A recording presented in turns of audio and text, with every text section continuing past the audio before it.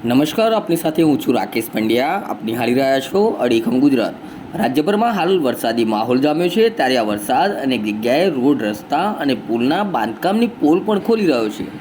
ભ્રષ્ટાચારને વરસાદી પાણીમાં વાવી રહ્યો છે. એવામાં ખાનપુર તાલુકામાં ખાનપુરથી લીંબડિયા હાઈવે પર બેવાડા ગામ પાસે ₹1,32,00,000ની માતબર રકમથી પુલ બનાવવામાં આવ્યો છે. જે પુલ પર એક સાઈડ પર ધોવાણ થયું છે, કેટલાય ખાડા પડી ગયા છે, તેમજ આ પુલની સાઈડમાં કરવામાં આવેલ માટીનું પુરાણ પણ ધોવાઈ ગયું છે અને બાંધકામમાં પણ ગેરરીતિ થયાનું સ્પષ્ટ જણાઈ આવે છે. ત્યારે ખાનપુર તાલુકામાં હાલમાં વરસાદ ઓછો છે, એવામાં ₹1,32,00,000ના ખર્ચે તૈયાર થયેલ આ પુલની આ દશા થઈ છે. ત્યારે અહીં થયેલ કામગીરી પર અનેક સવાલો ઊભા થઈ રહ્યા છે. કોન્ટ્રાક્ટર દ્વારા વાપરવામાં આવેલ મટીરિયલ તેમજ અધિકારીઓ દ્વારા શું નિરીક્ષણ કરવામાં આવ્યું તે પણ એક મોટો સવાલ છે.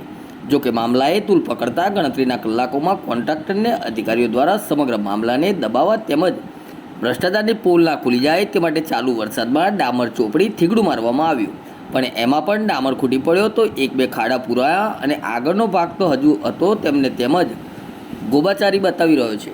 પુલની બંને સાઈડો પર કરવામાં આવેલ માટી પુરાણ પણ ધોવાઈ ગયું છે, તો સ્થાનિક પુલ પર પડેલ તિરાડો અને હલી રહેલા પિલ્લર જે વાહન અકસ્માત ન થાય અને નીચે વાહન ન પડી જાય તે માટે મૂકવામાં આવે છે, તે હલાવીને બતાવી રહ્યા છે. પુલમાં માટી પુરાણ ધોવાતા નીચે પોલ દેખાઈ રહ્યું છે. ત્યારે સવાલ એ થાય છે કે ઓછા વરસાદમાં માત્ર 17 દિવસમાં પુલની આ દશા છે, તો વધારે વરસાદ હશે ત્યારે પુલની શું દશા થશે? પુલના નીચેના ભાગે કોઈ પણ માપ વગર જુદા જુદા આકારના પિલર અને નીચેનો ભાગ પણ સરફેસિંગ વગરનો જણાઈ આવે છે. રાત્રિ દરમિયાન અકસ્માત થવાના ભય છે, તો વાહન ચાલકો એક સાઈડ પર વાહન ચલાવી રહ્યા છે. આની તપાસ થવી જોઈએ અને જે તે કોન્ટ્રાક્ટર અને અધિકારીને કાર્યવાહી થાય તેવી માંગ કરી રહ્યા છે.